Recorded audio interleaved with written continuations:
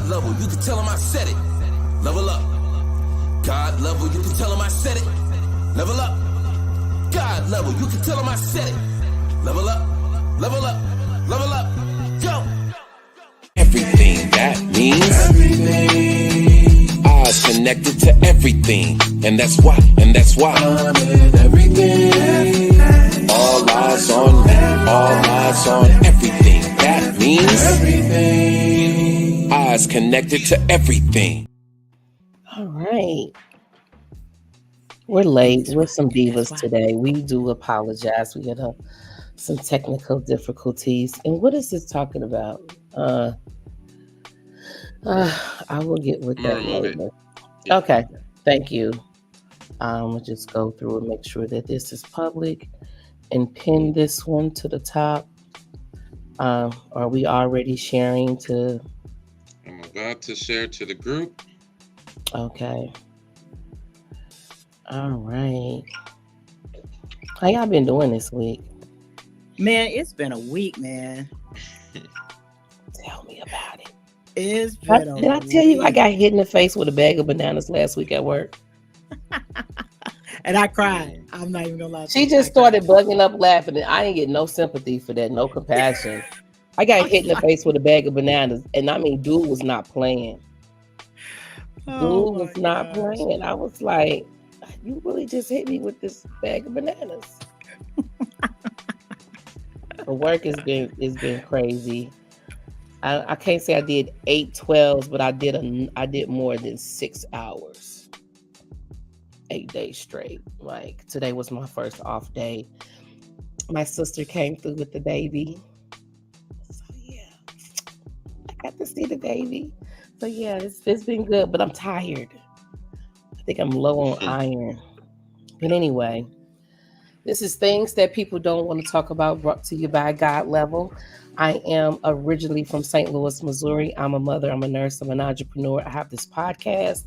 I'm a sister, I'm a friend, I'm an aunt, I'm a Gigi. I am everything good. Ivy, you want to go ahead and represent yourself? I might want to unmute myself. Absolutely. What's going on, y'all? It's your girl, Inattentive Ivy. You can follow me on all social media platforms as Inattentive Ivy, where I talk about ADHD and other mental health concerns. Why? Because I am the owner of all of these hamsters. And in honor of Halloween week, I am wearing a hamster today. Because that's what I be repping, right?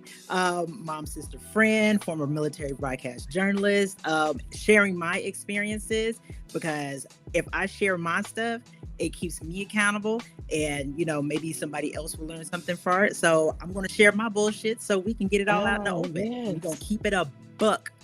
Let's keep it a buck. I ain't trying to be funny. You might want to go trade on that. Okay.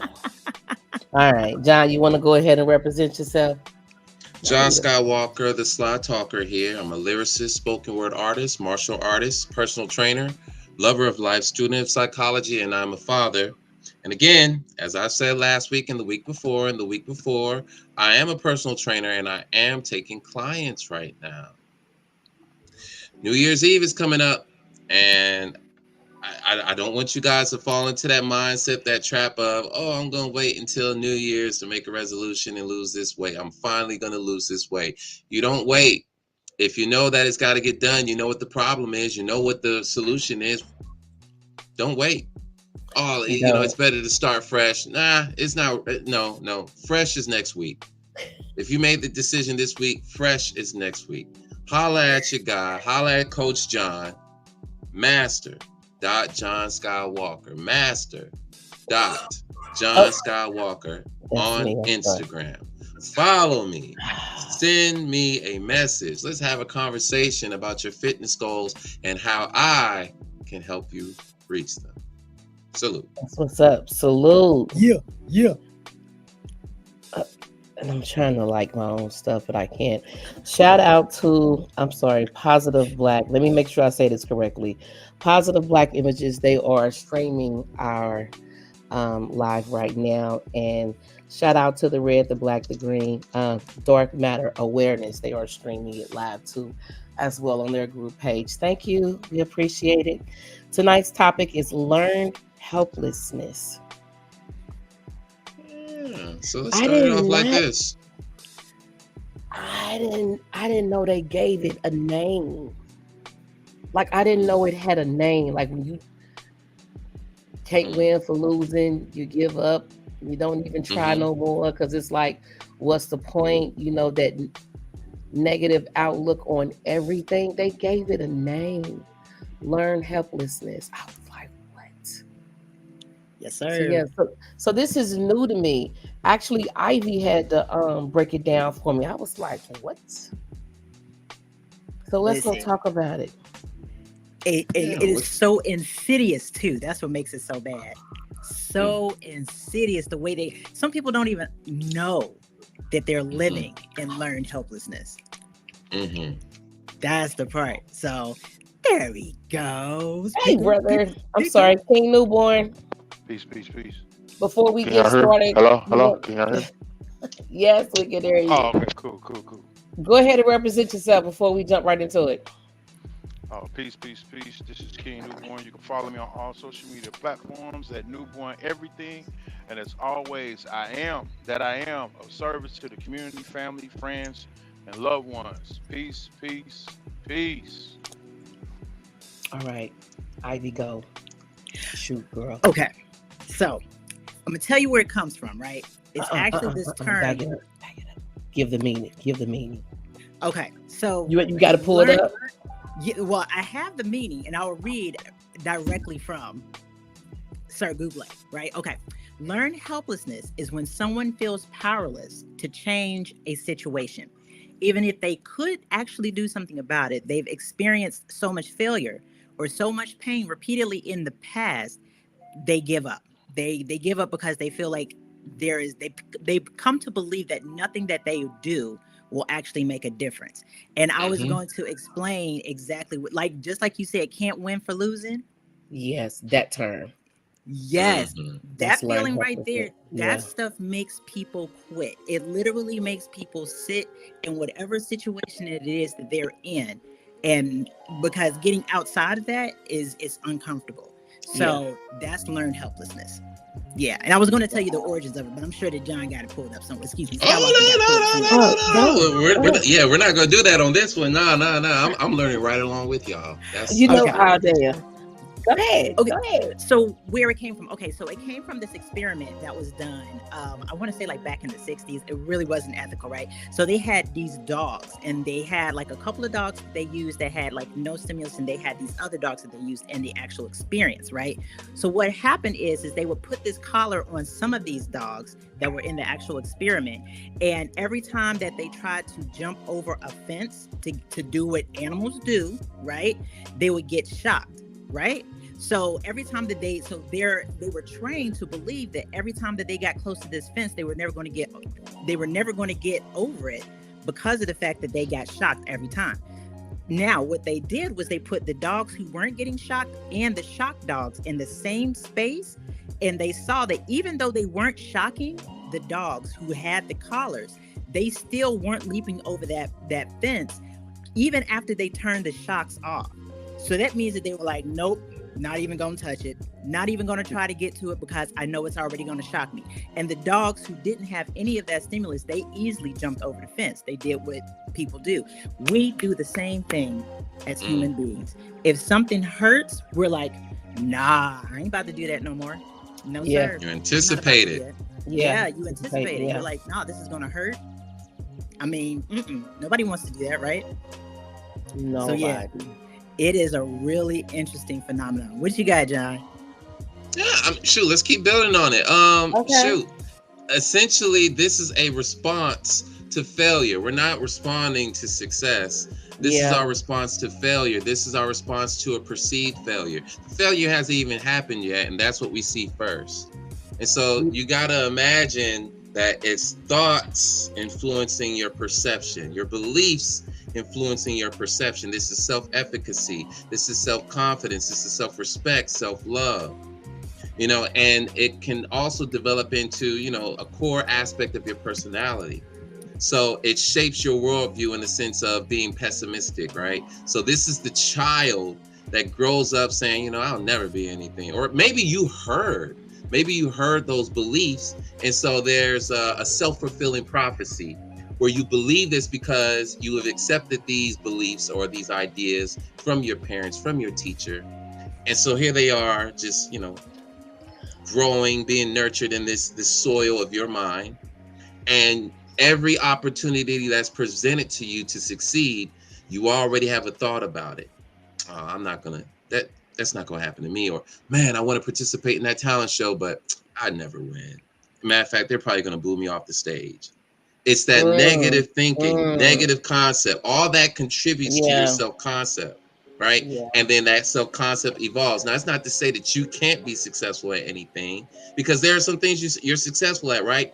And our beliefs can be true or false. They could be true or false. So sometimes you become selective as a child, as a teenager, about, remember we were talking about fundamental attribution theory, right? Fundamental attribute, right?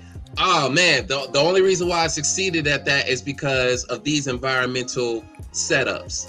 It wasn't me, right? So it's the error in how you attribute your success. That contributes to it too. But the overall emotion, there isn't an overall emotion here when it comes to helplessness. And we summarize it as apathy, being apathetic. So it's the feeling of, I want to do something. I want to do this. I want to succeed, but I believe that I can't. There's nothing I can do to succeed, even though I want it. The intention is there, the desire is there, but I can't manifest that. And that's just what I believe. Doesn't mean that it's true. I'm gonna go ahead and start doing this when I tell on myself, right? Let's keep it a buck. It is also known as a form of self-sabotage. Yeah. Because, come on, let's go ahead and talk about that, because some people don't even understand. I will admit to myself, I didn't even understand the ways for like 30 something years how I was sabotaging myself with my negative beliefs. You know what I'm saying? I mean, like honestly, like telling myself, oh, I can never, let's put it in the form of relationships. I can't leave. How am I really going to be able to afford this? How am I going to be able to, keep up stuff with my kid? Like, you know what I'm saying? Like, that's the stuff that or let's go to, I can't start my own business. My brain is not going to, it's not going to allow me to do the right things. I was looking to be perfect, and I was self-sabotaging myself by believing that whatever it is that I had to do, I had to be perfect in it. That's what learned helplessness is. It's from, and instead of looking at what the real evidence is, instead of looking at the evidence, like, hey, I did have a successful business for X, Y, and Z amount of time. I ran myself ragged, and that's the reason why it didn't succeed the way I think it was supposed to. You understand what I'm saying? Yeah. So instead of looking at those things, I just look at, no, I can't have a business. I can't do this for myself. I can't go out here and start over again at 50. You know what I'm saying? Like, that's learned help. Yes, the hell you can. Man, yes, you are very correct. You can do anything you set your mind to. Once you make a decision to do something, I'm a firm believer that the universe will help you. And that's so, man, come on. But and you see that now? Yeah. That's a belief, though, isn't it? Yeah. I'm a firm belief. It's a firm belief, right? And you had to have experiences. Yeah. Experiences reinforce that belief. Yeah. All of my little accomplishments. Yeah. When you start to accomplish the small things in your life, it builds up your confidence within yourself to do bigger things. Yeah, that's very true. And then sometimes when you do make mistakes, instead of just getting down on yourself, learn from those mistakes. They say you learn more from your failures than you do your success.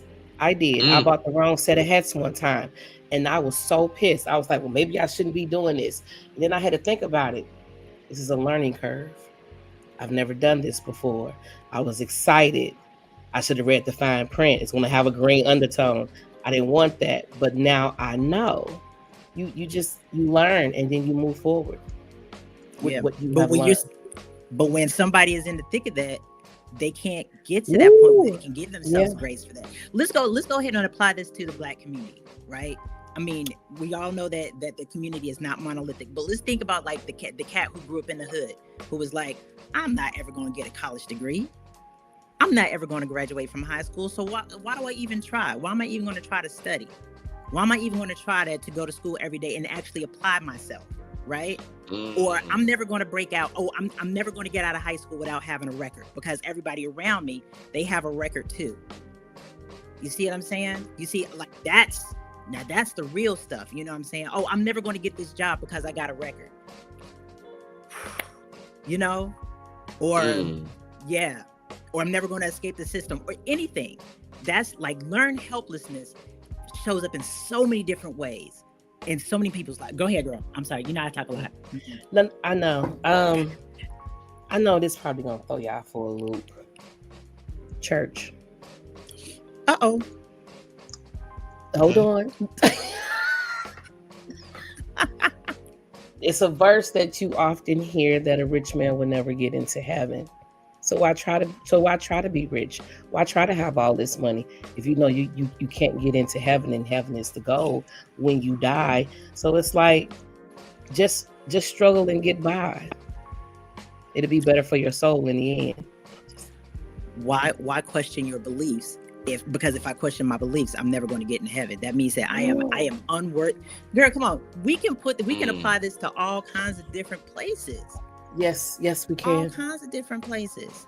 Yeah. But the thing is that the evidence, like the way that you break it, is actually seeing well, I know we're going to come to that later, but I'm just saying, like, it's actually seeing the evidence, you know? There's all kinds of different ways that you can apply learned helplessness. What you got there, King? Oh, he listening? Okay. Well, what's the next question? All right, cool. Because I was gonna yeah. Let's see what it looks like. What does it look like? Let's paint some pictures here. Oh, I have the symptoms pulled up. Do y'all want those? Okay, let's do that too. Yep, that's part of it too. Okay, avoiding decisions, giving up quickly, having a bad attitude, lack of motivation, lack of self-esteem, passive behavior, procrastination, and refusing to try. Refusing to try. That last one just hit me. I was like, damn. Some people will not even attempt to try because they've already failed in their mind. Remember we were talking about our topic last week? Infidelity trauma. You've been traumatized. You're supposed to try again. Now, what did I tell you? What did I tell you, God love? I'm not even gonna try again, man. I can't even trust again, man. I can't even. Hey, man, it's useless. It's useless to try to trust another man, trust another woman. It's useless to believe in monogamy anymore. It's useless to believe that there are faithful people out there, people that won't hurt you. I'm gonna go ahead and put myself on mute because literally was just talking. I'm putting myself on mute. Go ahead. What? I can't even argue that. I can't argue that because that's where I'm at right now. Like I did it. I did it. I've been married. I had a relationship. I did it. Have the experiences. I've had the experience of the ups and downs, the good, the bad, the ugly. I did it. I don't have to do it again. All right. Now, there is a different energy, right? Where you're just making a conscious decision to say, all right, I could do this again, but I don't feel like putting in the work. I could though. There is a reason to do it. I could do it, but you're just making the conscious decision to say, I don't have to take that path. It's just, I get stressed out at the thought of cooking for a man. I don't want to do nothing. Men want a hot meal. I have no desire to do that. To do your laundry, to clean up behind you. I have no desire to be none of that at all. Nothing. That is just me and where I'm at. But it's also the man who stays with his toxic girlfriend, you know? So it's not just about avoiding relationships. It's also about staying in relationships, because when you look on the outside from your position, you're like, man, I know she say I ain't shit, I know she hits on me sometimes. I know that she bullies me into these dates, and she's a bully. She's an emotional and physical bully. And I am afraid of her, but I'm also afraid of going somewhere else. I don't think I can get any better than this.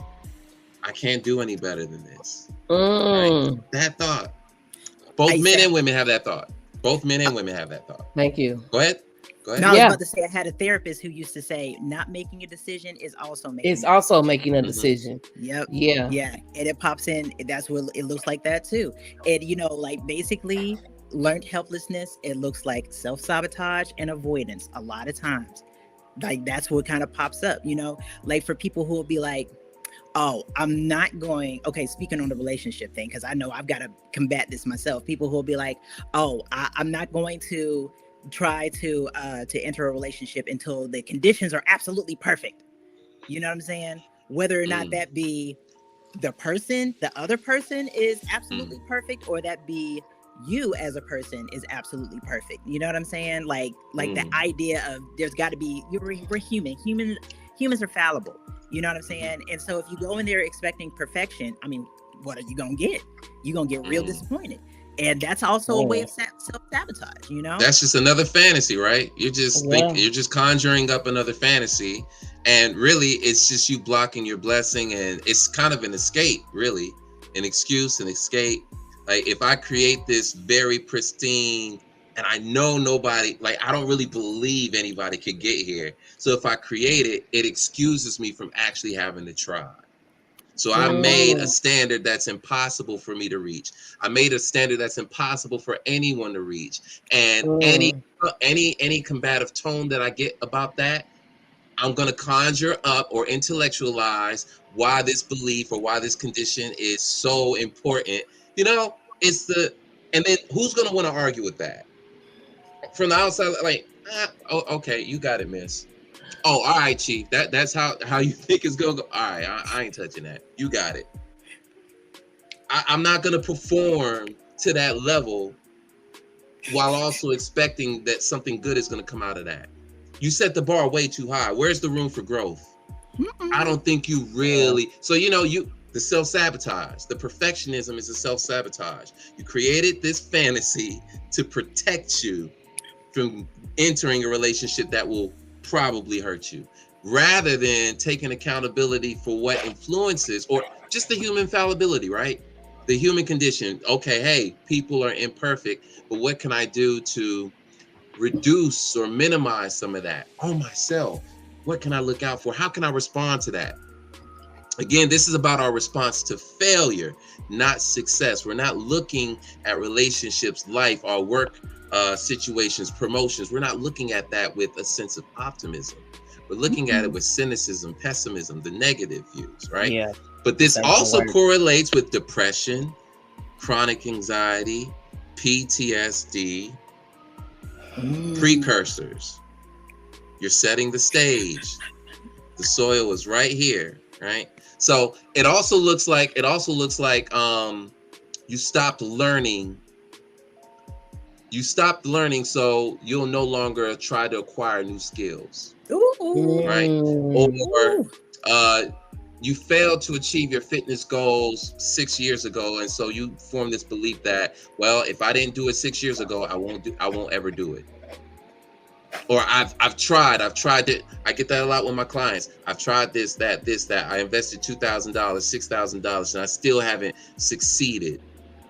I never had all of these things, all of these experiences, not realizing, okay, you didn't do it right, but because you didn't do it right the first time and you had that expectation, I failed to do it, and therefore I perceive that I'm going to. It's gonna happen. And then there's confirmation biases and the self-fulfilling prophecies. See, I told you. John, I was going to try and exercise again. I was going to try and eat healthy, and I was going to slip up. Yeah, but you didn't plan for it. No, but I told you, but you didn't plan for it.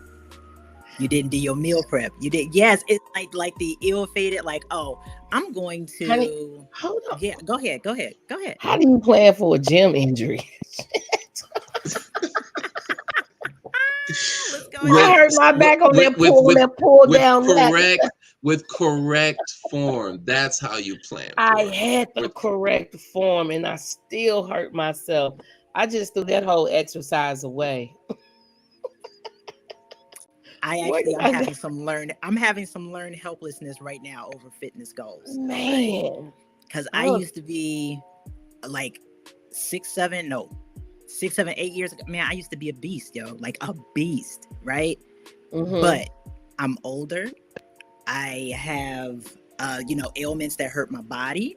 And the last time that I tried to go into the gym, I thought that maybe, I'm saying, like it was a little bit of 8 years ago. Man, I wasn't able to walk for like 2 days, bro. Like seriously. And I'm not, and when I can't walk, tell me about it. Like dogs don't get walked. So there's this block. And I try to do gentle stretching, but as far as like doing all the weight stuff, I'm scared. I have fear, and the only plan that I can think of is every time I try to do something, like I just get scared. It's like I did Tai Chi, oh, it was fine. You know what I'm saying? Don't want to do it again. Haven't signed myself back up again. Yeah, couldn't walk. Look, Neil West, hey, look, yes. Right? Couldn't walk. Right? Couldn't lift anything. That pull down lat, baby, that triggering your back had me on the floor crying in tears. Right? Scared. Like I was doing so good in that spot by my shoulder blade. And I'm gonna tell you right now, there is nothing that is more fearful when you hit 40 and your body is not bodying the way that it used to be. You know what I'm saying? Like I said, 8 years ago, I used to be a beast, dog. Like, but the stuff that I used to do, I can't do anymore. And I'm not even gonna lie to you, I have fear over that. And I know that it's something that I have to go through and I have to like figure that out. But that's my learned helplessness for right now. You know what I mean? Right. Yeah, that's mine, because if I walk more than 3/4 of a mile, it's like I'm back with a hitch in my step and stuff. That still is learned helplessness. Oh my God. Let's talk about it. Go ahead. Well, first off, King, go ahead and take the first hack at it. Take the first swing. Sharpen that axe.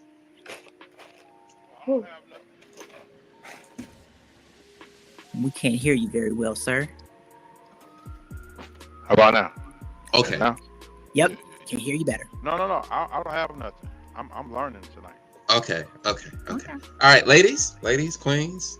Absolutely, 100%. 100%. If you're always doing the work for them. That part. Ooh. Okay. Let's talk about Black women, because y'all ain't about to like this. Y'all ain't about to like this. But with this whole entire nurturing strong woman, I gotta be superwoman shit that we've been kind of taught that we have to do, what we do is we take away opportunities for our kids to actually get experience and learn from their own selves. I can definitely see that now, because I realized that by my mom, God bless her, she's not here anymore, but she definitely enmeshed, you know what I'm saying, and took a lot of stuff away from me. Like I didn't get to learn every time that I was in trouble. You know what I'm saying? It was like, oh, okay, well, I'm just going to get my kid out of trouble, instead of me learning from the natural consequences that kind of just happen. You know what I'm saying? When stuff happens. Yes, I do. I got the hamster ones on. I told you I got all these hamsters. I said it before. But no, seriously. Pikachu. I'm going to find you a Pikachu, girl. I'm going to get Please you a Pikachu. find me a Pikachu. I will, but seriously, like over parenting, I didn't even learn that until like a couple of years ago. Like literally, like over parenting, like it takes away, your kid's voice. It takes away what they learn, what they get to go out there and learn, because you learn from bumping your head, from making enough mistakes. At least you're supposed to. You know what I'm saying? So definitely over parenting. Yeah. Mm-hmm. John. Naturally, and I say naturally not to be condescending, but also that overparenting could also be the product of learned helplessness. So it's just a different manifestation of the same thing. Really think about it, right? You're overparenting to compensate. You're trying to compensate for something. There's a lack, there's a deficiency.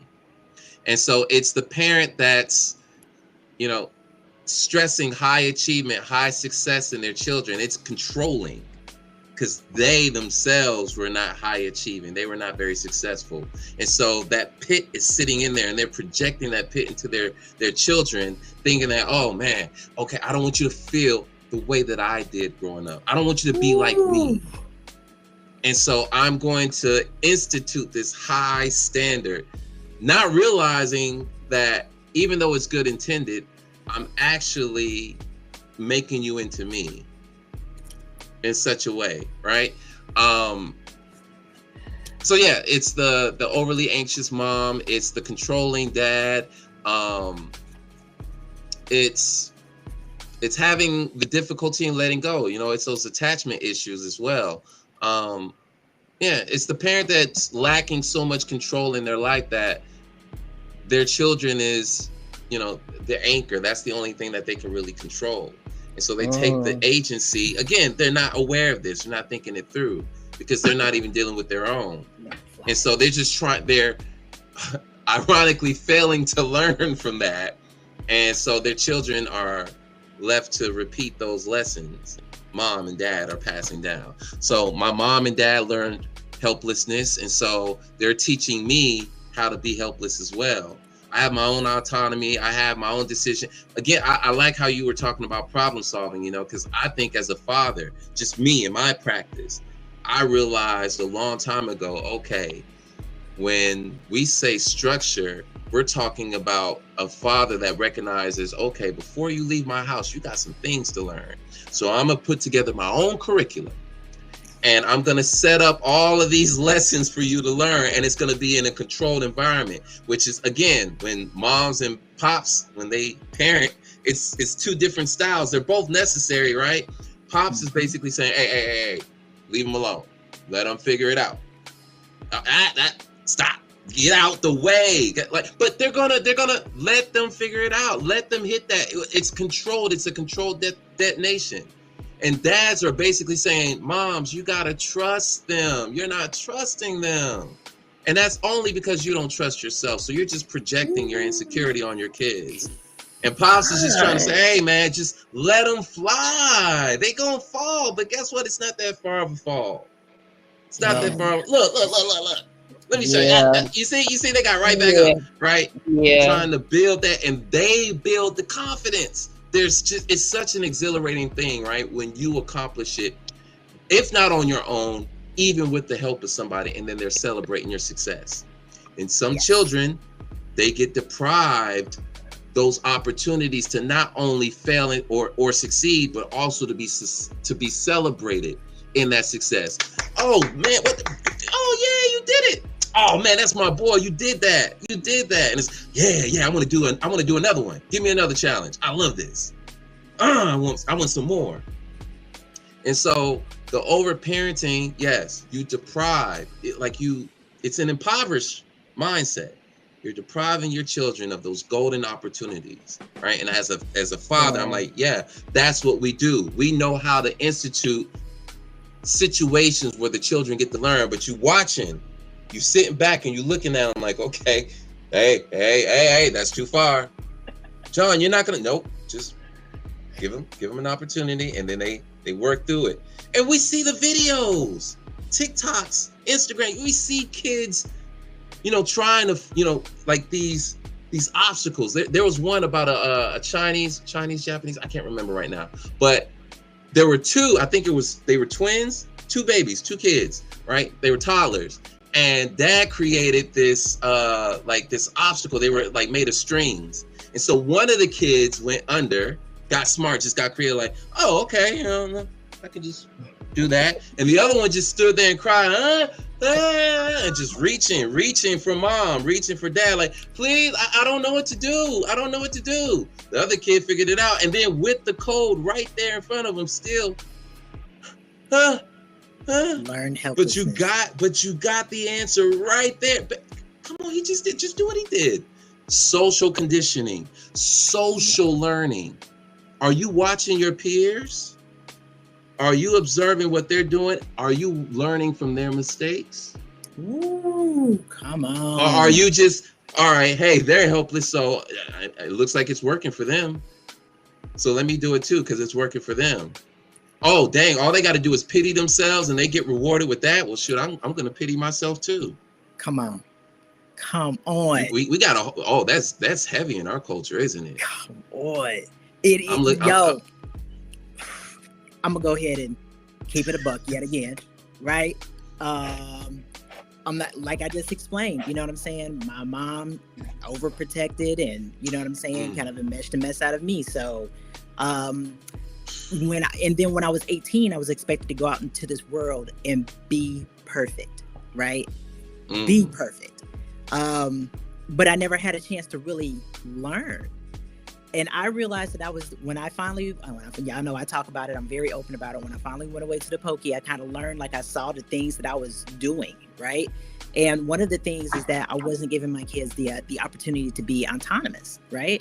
So with that, when I finally learned that I've got to let go, I've got to let go of the reins, I've got to let them learn. I really realized that, and especially if you have neurodivergent kids out there, you cannot overparent. You know what I'm saying? They already, like, neurodivergent kids, let me speak about myself as a neurodivergent kid. I was already second guessing everything because of the fact that, you know, I was called, oh, she's low energy, she's flighty, she's this, you know what I'm saying? Like all the stuff from school. So I needed to figure out how to do things on my own, to raise my own vibration, to realize that I can do things by myself. And instead my mom was like, nope, we're just gonna clean it up. And I was doing the same thing to my kid. My oldest is autistic, 23 years old.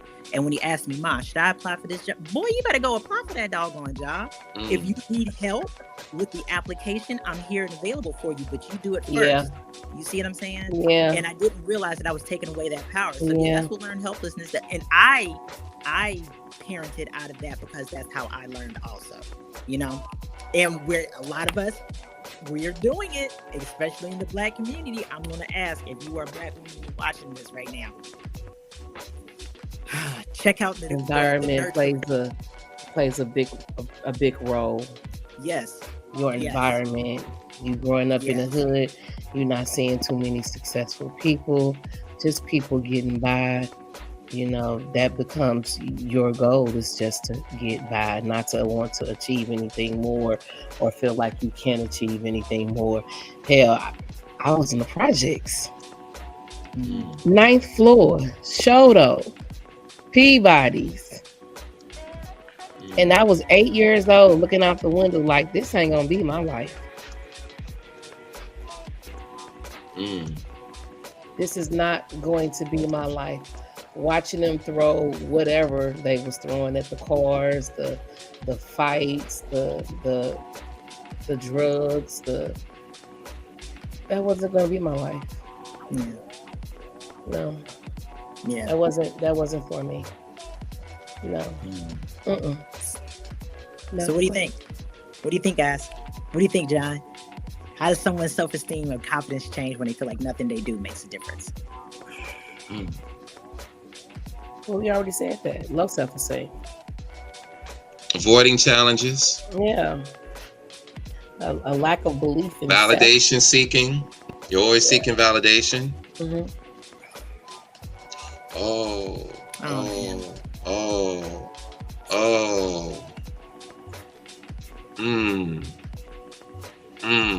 I feel that, Marcus. I really do. Yeah, man. My whole heart, man. I really do. Yeah. I mean, you know, I realized the evidence is there that we are all human to share the human experience. There is, man, you don't even understand how sometimes you just stepping out of your house and maybe pulling somebody's garbage can, like in from the curb, how that makes a difference. Like, I'm talking like a considerable difference just from being considerate to the human condition. You make a difference every day. And I used to tell myself the same thing, like, what was that I was really doing that was making a difference? So I feel that, you know what I'm saying? It's like my self-esteem was in a tank for a long time. And then I actually started looking at the evidence, the evidence of how I've been living my life, and like the little stuff that I do, it makes differences. And sometimes I don't even know it, but it's just a part of me being me. And I just wanted to share that because you got to collect the evidence if you feel like that. And what I mean, collect the evidence, like literally, You got relationships. You got sister, brother, mother, father, auntie, uncle, whatever. You've done something for a cousin. You've done something for a friend. Collect the evidence, man. You make a big difference. We all do. You know, as long as we're not selfish. I mean, well, humans are selfish. But yeah, I could go down that road. Anyway, but we make a difference in this community. Perfect. Yeah. And it's also about identity, right? It's also about identity. Who am I? I'm trying to find the right words. I'm sorry, I don't mean to cut you off, but I'm trying to find the right words. A lot of people who feel like they can't make a difference actually can. They just haven't gotten in touch with their creative side. Marcus, I'm going to have to challenge you on that because you can play the guitar. That's not something that to sneeze on. Not too many people can wake up and grab a pick and start playing a guitar, but you can. He plays the guitar? Yes, you have a gift and you're not investing in that gift. And you know what though? And from one musician to another, because he's been doing this for a long time. I remember. Yeah, even over I here. play everything. Right, but but I also want to point it out because I mean this is the struggle of any artist, authors included, right? You create something, you think it's dope, you value it, but the environment, the culture, the community. You go out there, you put yourself out there, people tell you, right? They tell you, put yourself out there, and 3 people show up, 8 people show up, 2 people, 1 people, nobody. Yeah. And then you start to question like, okay, am I any good at this? Am I wasting you start to doubt because you're not getting the results. And then we're in Colquitt County, so it's not really an artsy place. It's not really a place where you can get a lot of exposure. You got to really create your own opportunities. So I totally understand. And matter of fact, I was just talking to the wife about that. You know, where you feel like you're talented. You feel like you have, or at least you have a sense of self-efficacy. Like I think I can affect change, but without the positive reinforcement, people saying, yo, I fucks with your shit. When you don't get those, and they're genuine, by the way, when you don't get those, that feeds it. You don't get them, you starved for it. You're starved. It ain't even hungry anymore. You're starved. You're like, I could eat, but you know what? I've been starved for so long. What's the point in searching? Oh, man. And you fall out of love with the music and depression. Yeah, and that's just music. It leads to depression. Oh my God. So you also got to consider, again, I was talking about the social conditioning, the social learning, your environment. It's the people in your environment. It's also the opportunities in the environment. When I look around, do I see people that will support what I want to be of service to them, but do I have anything of worth to offer? Because I'm offering it to people, but they're not taking it. You know, and this part, the appreciation is short-lived. Can I challenge both of you guys? Like, I mean, being musicians, you know what I'm saying? Can I challenge to both of y'all? And the reason why I am very, very honest about my journey. I tell a lot of people that art therapy literally saved my life. But what I don't think that you guys know as musicians, music vibrates. It literally changes the air around you. You know what I'm saying? So even though somebody might be in such a state of depression that they can't get themselves up to acknowledge what it does for them, you know? And you're gonna be mad at me, John, because I remember specifically, and I never told you this because I couldn't remember what the poem was. There was a poem that you did when we were overseas that literally just shifted the rest of the way that I lived the rest of my deployment. And I can't remember exactly which one it was. And I'm like, I just remember the feeling that I get from it. And music does that too. It does. You know what I'm saying? The fact that you say the fact that we're listening to you. Well, no. So I'm just saying in general, because I can relate to that, right? So I'm just saying in general, even like there's an artist over here in Albany. Oh my gosh, God dang it. His face is there, wears the dress, he's dope, right? To me, he made it. To me, right? But at his level, he spoke on this. He feels like, dang, I'm not even where my peers are. And I'm looking at him like he made it. My homeboy's looking at him like he made it. But even at his level, he's looking at the next level like, dang, I ain't made it, right? Maybe my stuff ain't good enough. I'm not getting these opportunities. It's not to say that artists don't have those highs at all, right? We just tend to come to terms. And this was something I was listening to last night. When you're a lyricist or just a musician that has a particular niche, right? Again, this is about positive reinforcement. When you know you got good quality, you have authentic music, and it could come from a place of therapy because music is healing, right? A lot of good music comes from healing. It's in the process of it. And so it's not that you don't think that your music is good. You know it's good, but you're looking for other people to validate, verify, confirm, right? Oh man. That. And he's not All lying. day. All day. It's almost like you're before your time, but you're right on time for us. So very true. So the whole point of that was just to say that, that's just artists, right? There's different careers that are the entrepreneur. It's like, oh my gosh, this is so hard. I didn't make a sale. I didn't get a client. Small business. It's tough. And then in this economy, right? So when you have all these negative experiences, you had a few good ones, but you have more negative ones. What are you supposed to think, right? And you hear those messages too from the people that you admire that's successful at it, that's wholesome. You hear those messages, keep going. Like King said to God level last, keep going. Yes. Keep going, right? Keep going. And it's a choice. It's a choice, right? So even with learning helplessness, that's a choice too. So because the evidence is out there. Somebody, you might not have the experience, but somebody else out there has the experience that whatever it is that you're trying to go through, that it will work. I had a friend called me just the other day and was like, I know that you've gone through a lot of therapy, Ivy, and you're doing the healing and stuff. Yes, I have MDD as well. I have major depressive disorder. So the keep going thing is also difficult for me.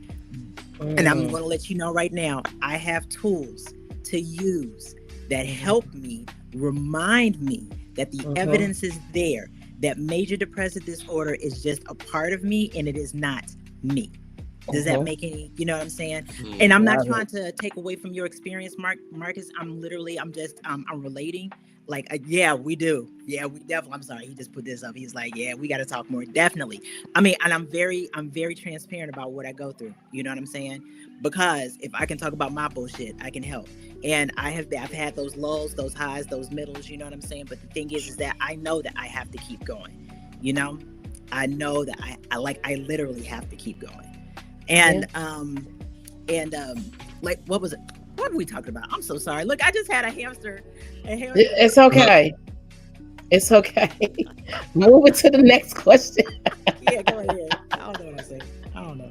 All right, I'm gonna go ahead and kind of jump here, right? I want to go ahead and kind of, because I know we're kind of pressed for time, right? So let's go ahead and jump. Ooh. How can we learn to be less helpless? Ooh. Y'all ready? Go ahead. Y'all ready? Yeah. Confronting your fear. Small. Confront small fears. Small. Whatever that small fear is. Some people are afraid to go outside of their house. What do? You go to the mailbox. What do you do? I mean, I'm dead serious. You go, you trim your bushes. You just made me think about Stoop Kid from Hell. Stoop Kid. Oh my God. Hey, listen, if you got to do that, go sit on your stoop, for real. How do you learn to be less? You take small steps. Yeah. Small steps. And they bang. Can I share another, like, yeah, okay. Go ahead. So I want to be an art therapist, right? And I have been putting this off for 3 years because I was afraid to apply. putting it off for 3 years, even though I knew that it saved my life and everything. I'd been afraid. I just learned not so long ago that another part of the application is to be doing art therapy or expressive arts things in the community. I was like, what? I was like, I gotta do shit in community. I went to go talk to people at a couple of the local businesses, like a couple of like the local like DV shelters. And I was like, hey, my name is Ivy. I'd like to talk to you about, possibly doing some volunteer expressive arts therapy things.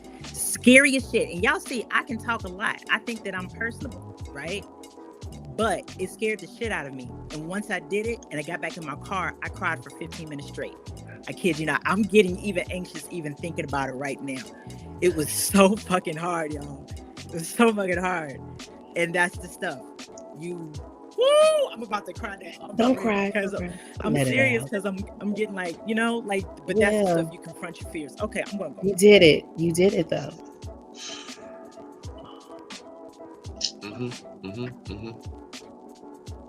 Yeah. You see that? Right. But you did it. That's amazing. Yeah, you did it. Positive reinforcement. That is speaking life into yourself. That is positive self-talk, because again, the learned helplessness is a consciousness. It is a consciousness. It is a mindset. Over time, you can change that. Change those negative talks, in your head. Like, you know what? Yes, I can do this. Yes, I can. Yeah. We've had this podcast for 3 years. You think I didn't have any self-doubt? I want to just kind of press on this one, right? Because I know what that is. I recognize that so much, right? I'm just so much better at encouraging others than myself. Oh. Now, really unpack that. Why am I giving that to somebody else? Why am I giving that? And I wish, right deep down, I wish that someone would encourage me. I wish. So instead of me doing that for me, because there's a thought there that me encouraging myself it's not going to work. I've already defeated that thought. So I don't do it because I've already defeated that thought. But then on the inverse of that, I love encouraging others because I want to give them what I wish that I gave myself. I want to give them what I wish. Maybe if I give it to them, they'll give it to me. I was about to say that's exactly where it comes from. Oh, he's great as a life coach. He's great. You better be ready to work though. He'll listen to the problems, but you better be ready for some solutions. Yeah. And when you get them, you better be ready to implement them. That is facts. And that's exactly where it stems from. I used to be like, oh, I'm everybody's biggest cheerleader, but could not cheer myself on for shit. Man. Couldn't do it. And I wanted to fix everybody and everybody else's problems. If you needed me, I'm right there. But I'm there. I need myself. If I need myself. Yeah. Wow.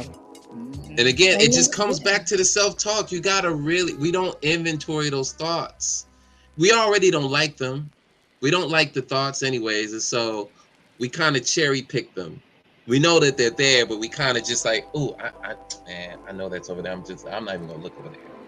I know it's over there though. I see like a shadow of it. So I'm gonna just say, yeah, I see you, but I'm not gonna look at you. The confrontation, right, Ivy? I don't want to confront it though. That's why I'm avoiding it. Yep.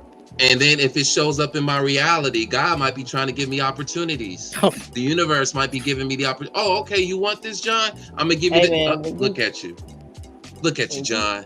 You asked for it and you just ignored it. You wasted my my time, John. You don't want it. Yes. You ain't real about Every time you pray and you ask for it and I give it to you, no, that ain't for me. You asked, I gave it to you. What is wrong with you? Wake up. And you poo-poo it off because it doesn't look the way that you thought it was supposed to look. Perfectionism. Perfectionism. That's it. But it doesn't look like this though. I asked for a good man. He's supposed to be tall. You sent me this 5'6". What am I gonna do with that? But he's still a good man. Being nitpicky, right? Got to pick it apart. That's why I say it's that cherry picking. Yeah. It's that cherry picking. I want it, but I want it. If I have to work for it, then that means I can't be helpless anymore. This is who I am. Sister. You know I am your number one supporter. I am in your corner. That's little sister right now. Sister. Hey. No, oh yeah. Stone Cold. Yes, sir. Yeah, Stone Cold. What up, man? PNC, golly. I know, man. PNC coming through. But no, that's so true, though. That is so true. If it doesn't look the way that you think it's supposed to look in your mind, you'd be like, nah, that ain't for me. This ain't it. This ain't it. No, it's there to challenge you. And it's crazy because we hate it and we love it at the same time, right? This thing gives me my identity. And it also has rewarded me. Me having that self-pity, some people, it don't work all the time, but some people have entertained my self-pity. They've rewarded my self-pity.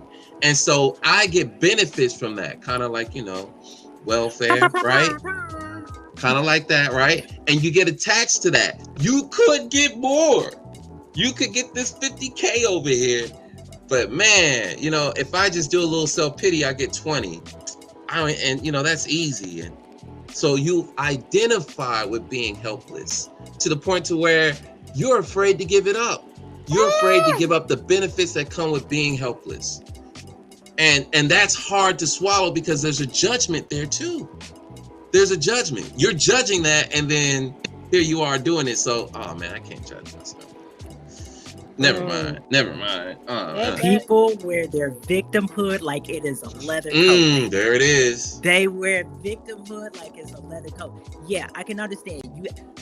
Listen, I'm gonna keep it. Where's my keep it a buck? There we go. I'm gonna keep it a buck, right? I said that every time I'm gonna share some bullshit about myself, I'm gonna start pulling it up, right? So years ago, I used to live in that. You know what I'm saying? Oh, this happened. It's so bad. Blah, blah, blah, blah, blah. Thinking that somebody was going to come and rescue me. No, sir. No. I have to rescue you. Have to rescue you.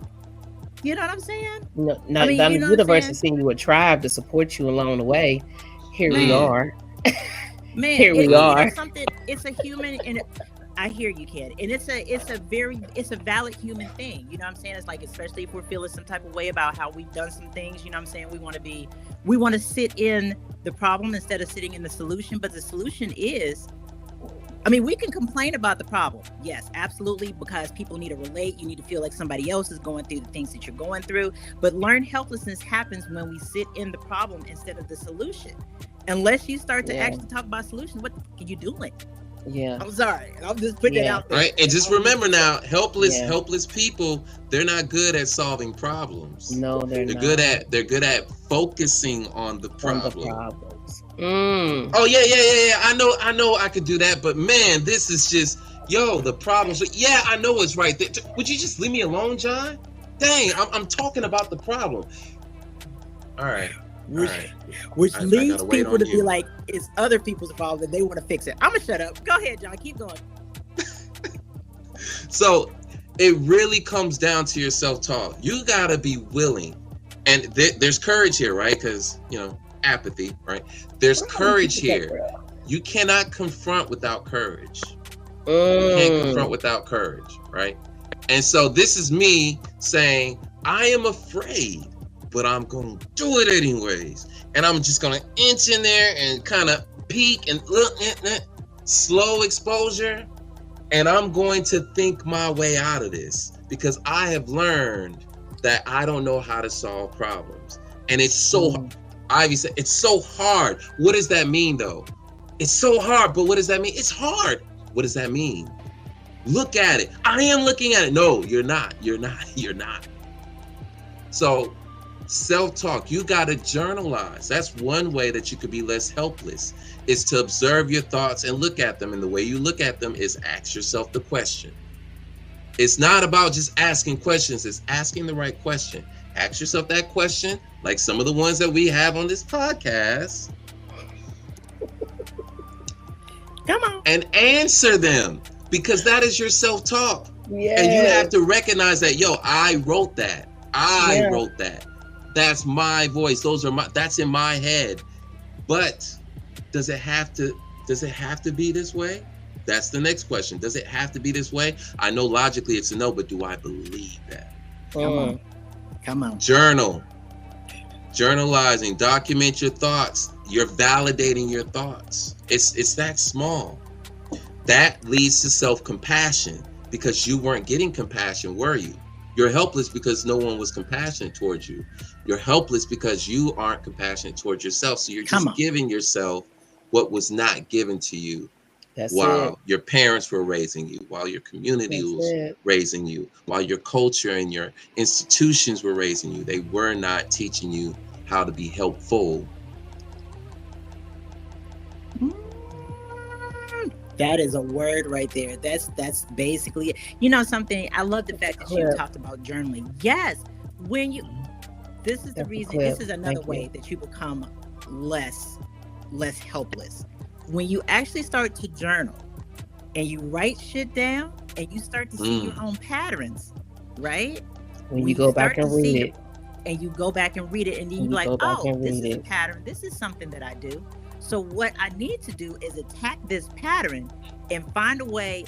Listen, I'll say it again. Healing comes not from this mysterious thing that you think is just going to happen. You're going to wake up one day and be like, oh, I'm finally different. No, healing comes from when you learn that you do something that hurts you, and you say to yourself, I'm going to love myself through that. And instead of going left like I used to go, I'm going to go right. As hard as that fucking is, it is hard for you not to pick up a donut. I'm going to have a salad. It is hard for me not to go to that dude who just called me I ain't shit, or to that woman who just told me I ain't shit. I'm going to leave, and I'm not going to pick up the phone, and I'm not going to invite them in my life. It is hard for me to tell myself that I need to go to school to learn different things. So what I'm going to do, instead of just sitting on my ass, I'm going to go ahead and go back to school, or I'm going to at least sign up. That is the stuff that is taking that one step further. Comes in. Yeah. That's it. Go taking a step further, man. One step at a time. That's it. Yes. One step at a time. One thing at a time. Set a goal. That's it. That's little sister from work. Oh, hi, little sis. But our parents only taught us what they knew. Yes, they did. And I'm gonna tell you the same thing that my therapist told me. Your parents did the best that they could do with the knowledge that they had to get you to 18. Once you are an adult, it is on us. It is on you for you to heal, so that way you don't go and repeat doing the things that they did and limit somebody else. Yeah, come on, sis. Come on. That's little sister. That's my little sister. It's my little sister, honey. It's my little sister. Of course she got the game and gone with it. Come on now. Facts. You can't talk negative around me. I'm not gonna let that happen. Can't do it. That is I'm gonna cheer you on, baby. I am your biggest cheerleader. Stop playing. Yeah. And you know something, like you know something, it's hard. It's hard when you got, like, as Marcus calls it, the brain shit. Yeah. Right? It's really, really hard. You know what I'm saying? And the thing is that you got to start small. And I'm not trying to condemn anybody who's going through right now, because Lord knows I went through for 14 years, 10 years, 4 years. You know what I'm saying? Like, I had to have it took me a long time to have those wake up moments. I'm just lying. If you can tell yourself you can't do it, then you can tell yourself you can do it. That's all you're doing, is switching it. You're right now, I can't do it. I can't do it. What if you can? Explore that. And literally, when they say, like, get started, yes, drink a glass of water in the morning. Get started. Ooh, you know what I'm saying? Little stuff. Have a little journal by your bed and write, I'm awake today, and lay it down. That's the little stuff. You know what I'm saying? What's the point? And the point is that it's movement. It's forward movement, baby. Because you can do it. Yes, it's forward movement. You can do it. And I get you. Your brain tells you what's the point, because I have said that 1,016,000 times. Yeah, what's the point? What's the point of me going to the gym? To get healthy. You have to motivation. Wise. So that's the motivation, right? Yeah, right. But motivation isn't just it's not just, I mean, oftentimes we're thinking about a feeling. Like, I'm not motivated, as in I don't feel like it, right? But then there's discipline, duty, right? It's I'm doing it regardless of how I feel about it. It needs to be done. It's a rational thing. My feelings Yeah. are not guiding me here. My thought is that it needs to get done. So I'm just doing what needs to get done. I'll figure it out once it gets done. But there is pretty much a course, right? We're talking about problem solving, conflict resolution, critical thinking, right? And then trusting that. You have to trust that thought process. So I look at it as a life coach. What's the goal? This is the goal. What's your motivation? This is my motivation. This is my why. How committed are you to it? I am at a commitment level of 8. That's just enough. Okay. What's the plan? What needs to be done? That part. Okay, I got a plan. Execute the plan. Don't think about the plan. There's no more thinking. We break the plan down into steps. First step is just this. Here's a task. We got 7 things we got to do on this task list. Let's start with the 1. Hey, it got done. How do you feel about it? I don't know yet. It don't even matter. Next task. How do you feel about it? I don't know yet. All right, move on to the next one. By the time you get a chance to really feel about anything, you reach the goal. And you're like, what? Nah. You're skeptical. But what did Ivy say in the beginning? Look at the evidence. Yep. Look at the evidence. And Marcus, we'll talk. Hey, you already know you can hit me up on Facebook. You know what I'm saying? If you need to, give me a call in there. Like for real. Like my people, yeah, I talk about mental health because I've lived that shit. You know what I'm saying? And I will gladly, I will holler at you.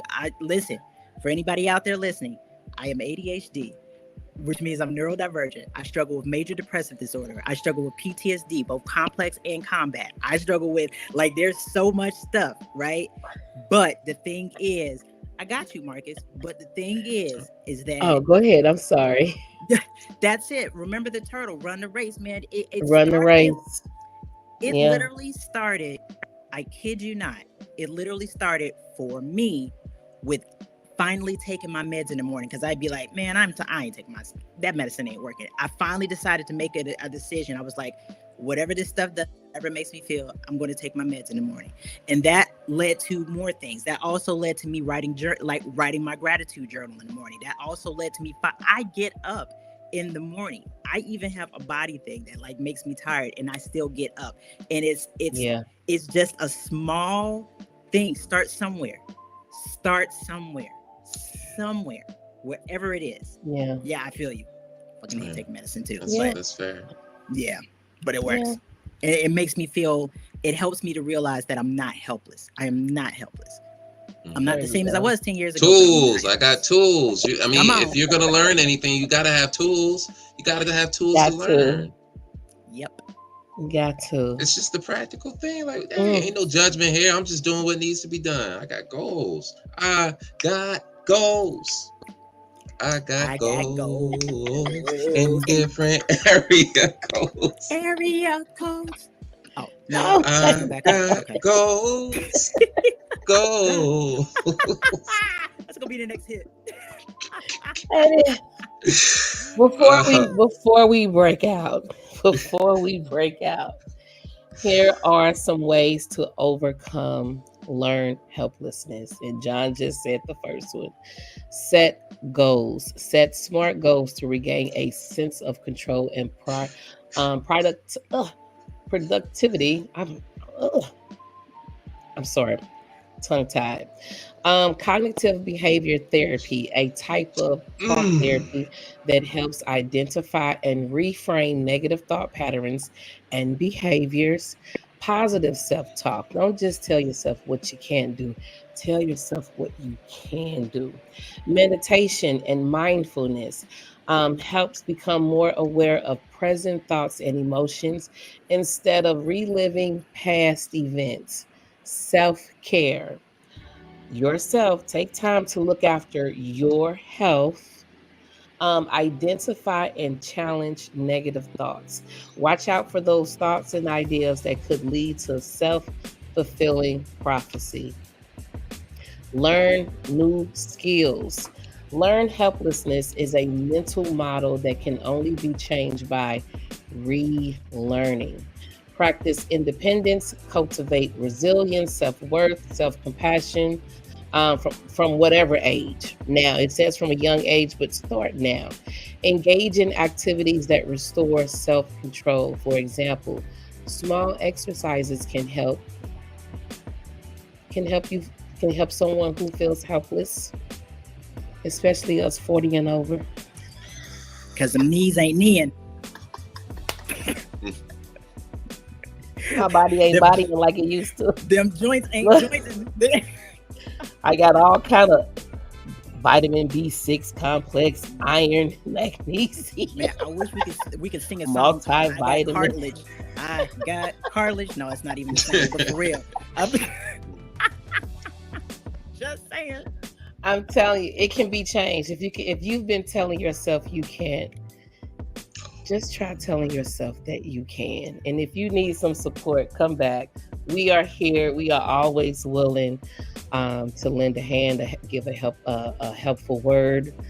Yeah, I got cartilage. Oh Lord, have mercy. Got it on deck, son. By the pint. I got about a CC. I got a quarter pint. Who about to be our cartilage dealer? Because I need some cartilage up in this joint. For real. I could Got a quarter pint. So the got a pint.